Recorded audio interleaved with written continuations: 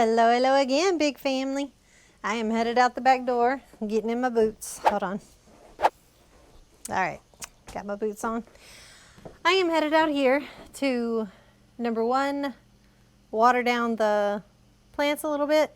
I'm gonna water these seed trays that I'm sure y'all have already seen in the previous video where I planted these seeds.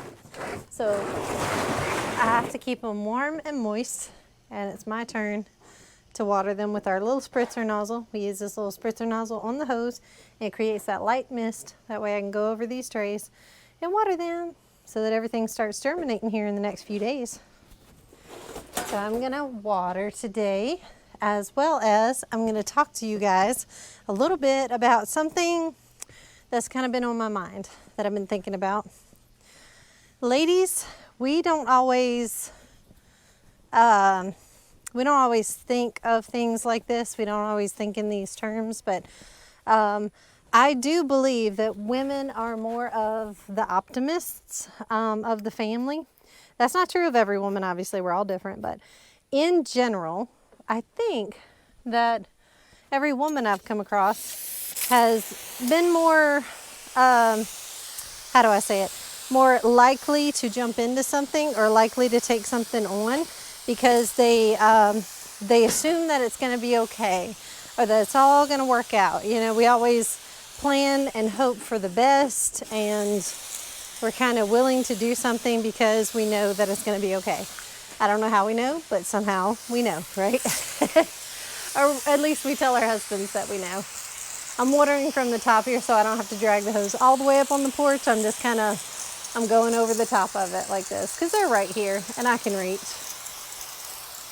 So yeah, I think in a lot of situations in our life, we rush into things thinking that we'll handle whatever comes, or we know best a little bit. We do that. We do the whole, we know best, or, you know, come what may, it's going to be okay. And that's not a bad thing. That's a good thing to be the optimist of the family and to try to keep everybody, you know, in good spirits and hopeful and happy. And, oh, sorry, I got squirted a little bit. There we go. Had to turn the hose off. Okay. So that's not a bad thing. However, I have gotten tripped up on many an occasion. You can ask my husband. Got myself into some trouble by going a little too much over to that side, you know, and not being aware or as aware as I should have been of dangers or possible pitfalls or setbacks or taking on too much and getting too involved in something. Now I'm neck deep in it, don't know how to get out kind of thing. We get ourselves in some situations and then we cry for help, and hopefully our hubbies and our friends are loving and gracious enough to help us out of it. So I wanted to talk about that. I have been in situations where I'm going in here with the bunnies, by the way. Bunnies! Bun buns! Here you are, bun buns. Hey, bun buns. You're hiding behind there, behind the shovel. Okay. Probably played around the shovel and knocked it down. I should take that out of there. Lenny bunny, are you hiding? Yeah, you're hiding, huh, Lenny bunny?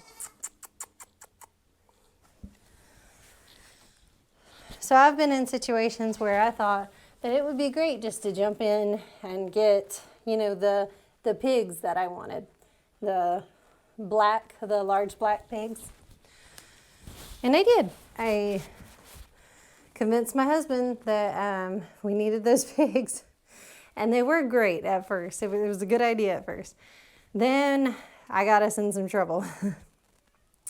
So they bred a lot faster and a lot sooner than we were prepared for. We became overwhelmed in piglets very fast. They started breeding left and right, and we didn't have the ability, the setup, the structure that we needed to contain all of those pigs that were multiplying very fast. It was getting away from us.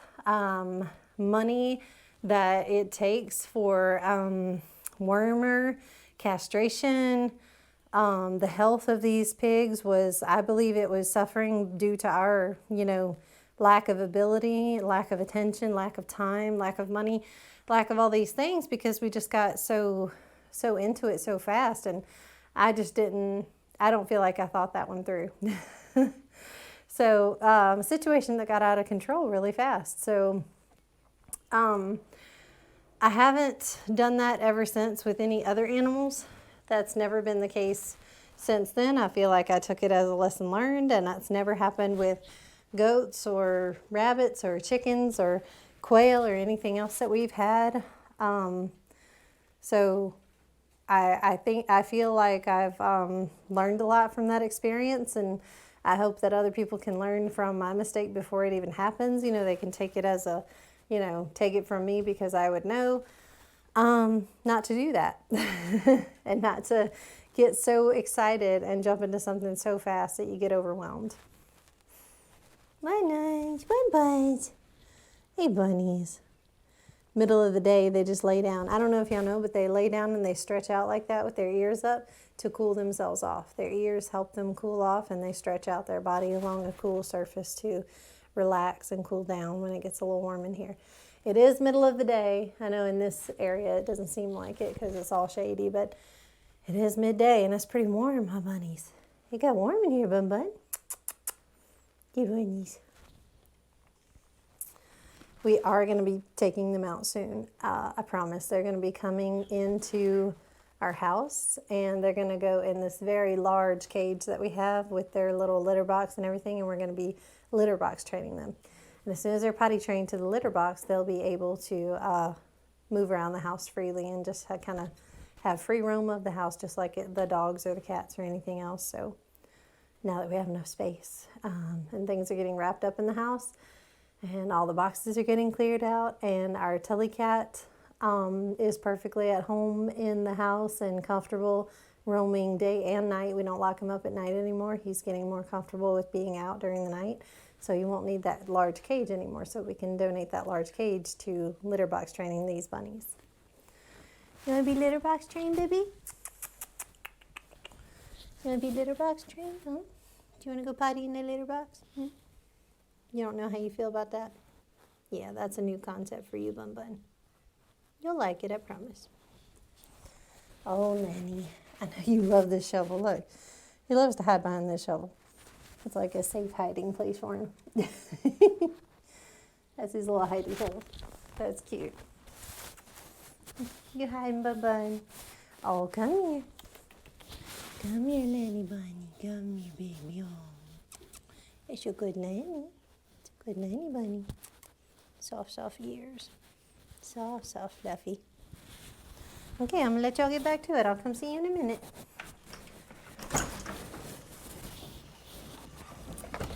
Hey, kitty. Hey, you got.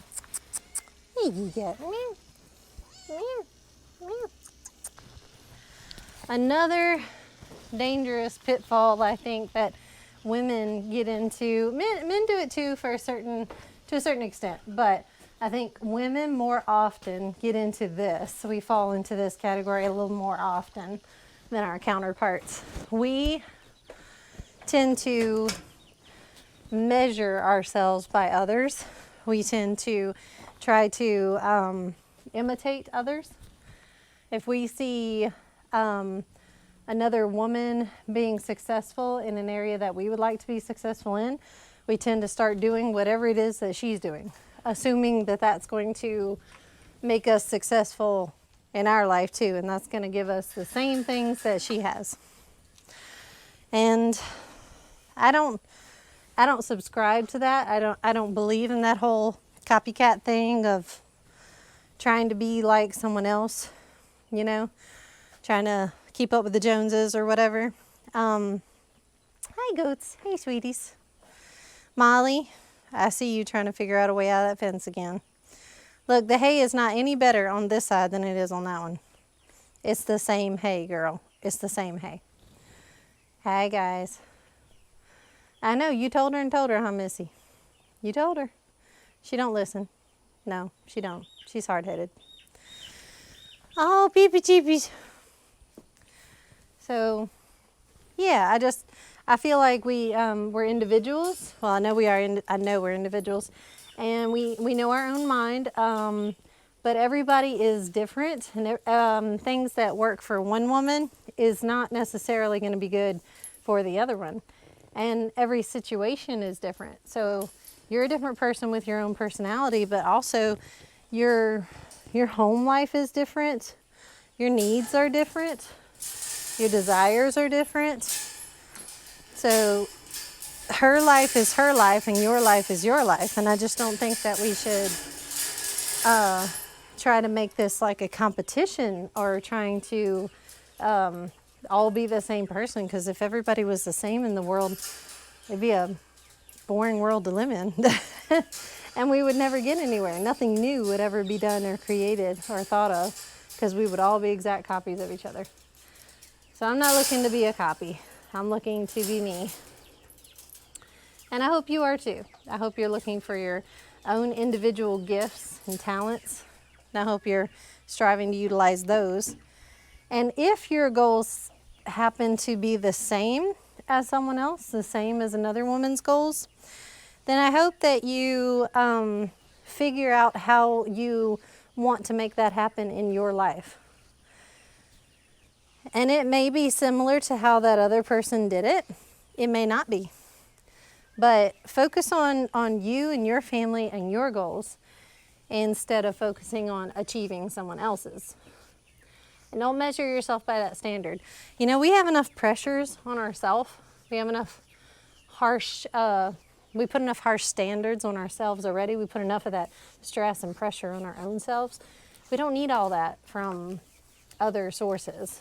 We don't need to pressure ourselves even more saying that we're not like such and such. It's not how it was meant to be. You know, animals don't do that, do they, baby?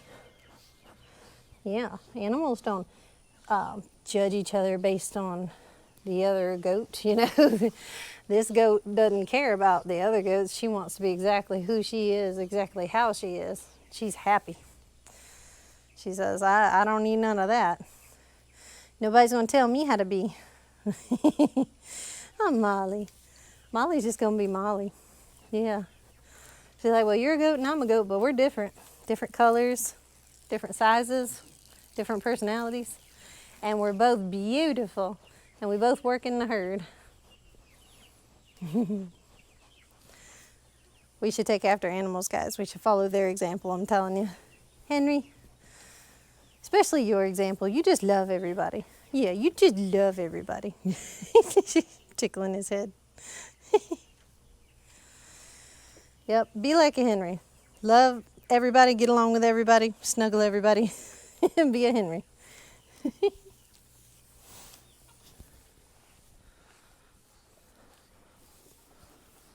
Little baby, oh, little baby. Oh wow, y'all, it won't be long. I can see the babies kicking. Amelia right here. Amelia is getting so big and wide, and on her belly right there, I can see the movement a little bit. I can see something kicking and moving on her belly. Yep. She is starting to stick out on her sides. Let me get a back shot. See, from the back, you can see both sides are just big and wide. And that's how she gets in pregnancy. She carries outward. She carries wide with her babies. That's how it's been every time. But yeah, that's so cool. And when they let me, when I'm brushing on them, when they let me start feeling on their tummy and loving down on their tummy, I can run my hands along their left side. Right side is rooming, left side is baby.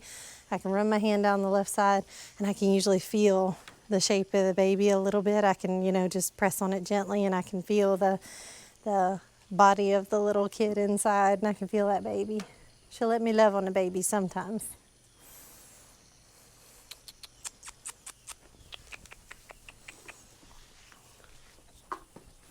I gotta give them more baking soda. Baking soda helps with bloat, helps their gut when they got bloat going on. They lick a little bit of baking soda and it helps them relieve all that gas out their tummy and all that bloat. Hey babies. Hey lovelies. Everybody got milk, water? Everybody got more food? Yeah, I got enough food. Yep, water's still good. Okay, I'll come back and check on you. We are going to be building them a chicken coop soon, guys, I promise. We're going to be getting the wood and everything fixed up and ready to do that cute little small chicken area. Another thing that I want y'all to watch out for, ladies and gentlemen, but mostly ladies, another thing I want you to watch out for is working yourself too hard. We don't even realize that we're working ourselves too hard when we're doing it. It escapes our notice and it sneaks up on us before we've even noticed it. And then all of a sudden we're exhausted, pushed to our limits, grumpy, snapping at people, not sleeping well, just all bad, you know, and it just causes issues. Hey my love. Okay, you can follow me.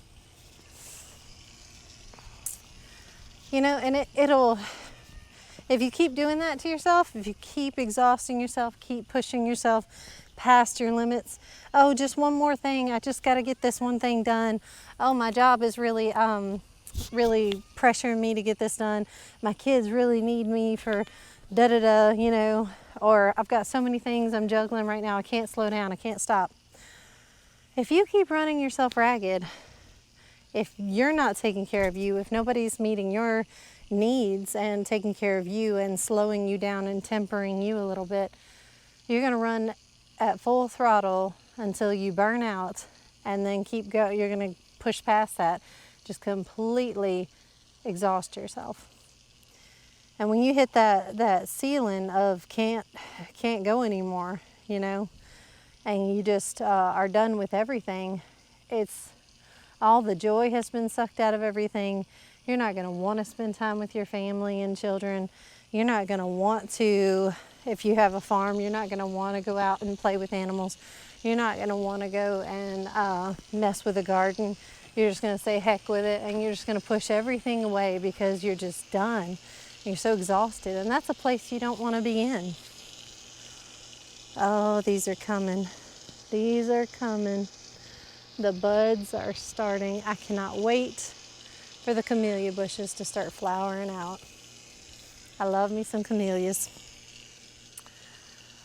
But yeah, if you don't notice it and catch it early, you'll get to that point where you're just burning your candle at both ends, and then nothing is happy for you anymore.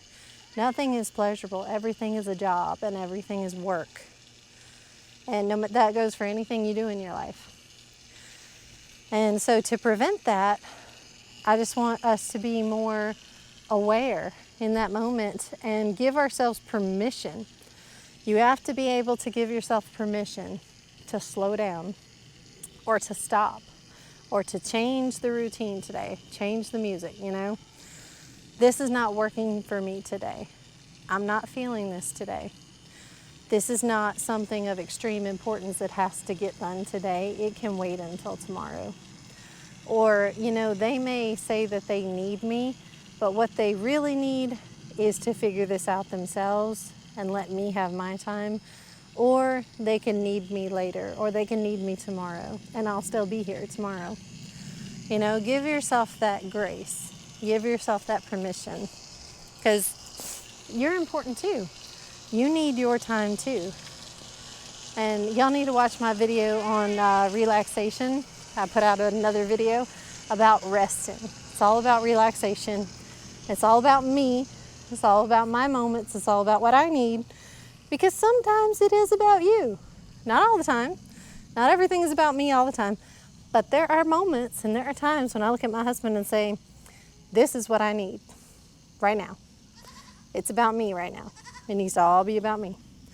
And I need a moment. An hour later, I'm good. I've had my power nap. I had my cup of hot tea or whatever. Or I sat down and watched a show and eat some potato chips or whatever I need. If I need to go soak in the tub for an hour, that's what I go do.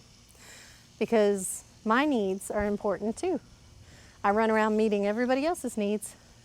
But it's okay to let it be about you sometimes. because you're just as important as everybody else.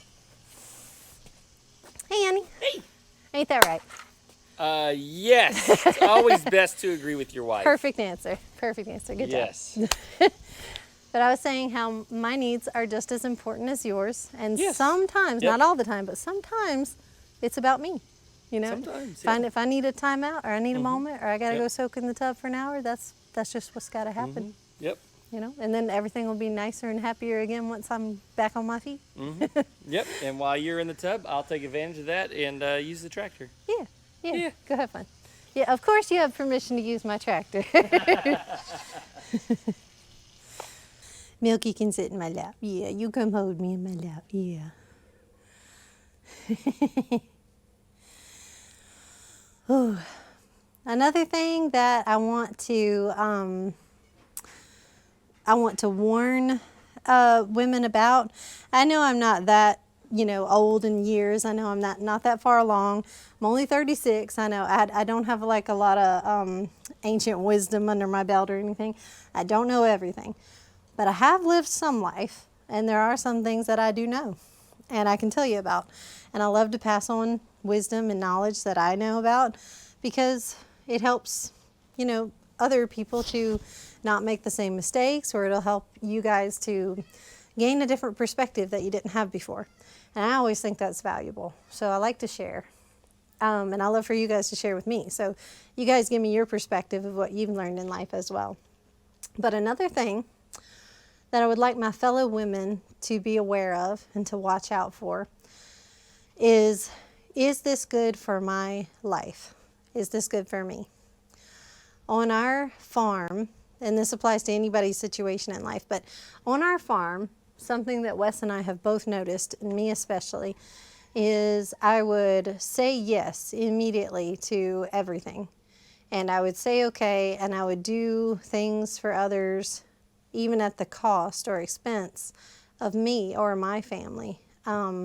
Didn't matter how much it put us out. It didn't matter how much it hurt us or how much we had to go through to help that person. I would automatically say yes every time. And that's a danger and a pitfall that I don't want to happen to anybody else, because that's not good. It doesn't lead to good things. It's not healthy, it's not balanced, and it's not good for your family. And you and your family do have to come first in some circumstances. I know, and they always say family comes first. We are a people that, me and my family are a people that believes in service and love to others and helping others as best we can. That's what we're all about. We live to help others. But that doesn't mean that you live to please others. There's a difference. Helping people is more about, if they're really struggling, then you help them to get out of that struggle and that situation. But after that, they have to learn to help themselves. After they've gotten out of the pit, so to speak, they have to learn to walk on their own 2 feet and help themselves. You can't always do everything for everybody. You're only one person. You have to remember that. You're only one person. There's only so much that you can take on. There's only so much that you can do. That's kind of like the thing I was talking about earlier about the pigs, about getting excited and getting something for yourself, but too much of a good thing can become a bad thing. Well, giving too much to others and helping too much can also be a bad thing. Tempering yourself back and balancing yourself a little bit is a healthy thing. You can't be everything for everybody as much as you would want to be. You can't take on every animal in the world as much as you would want to. You can't give every animal in the world a home. Now, there are some situations that maybe you were called to, or you felt like this was right, or this is something you absolutely can deal with and can take on, and it's going to fit within your family, then go for it. But some things, if you try to help, or if you try to do this for another person, if it's going to be at the expense of your own family, or if it's going to hurt your family, and it's going to be a hard stretch and put hardship on your family, don't do it, guys. Don't do it. Have the courage to say no and back away.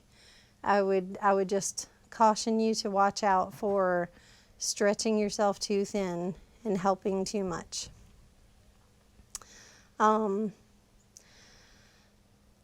So yeah, work hard and rest hard as well. You have to work hard and play hard, and make sure you incorporate that rest.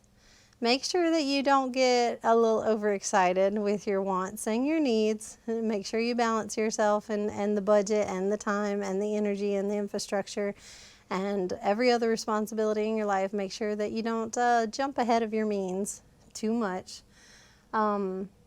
Make sure that people aren't taking advantage of you. Make sure that you're giving and you're loving, you're helping, but also make sure that people are giving and loving and helping to you as well. Make sure that they are appreciative of the help, and make sure you become a teacher. Not so much a hand everything out and give everything out, but more of a, I'm going to give you instruction. I'm going to give you the gift of help in this form. I'm going to give you the gift of teaching you how to do this for yourself. Make sure that you're giving wisdom.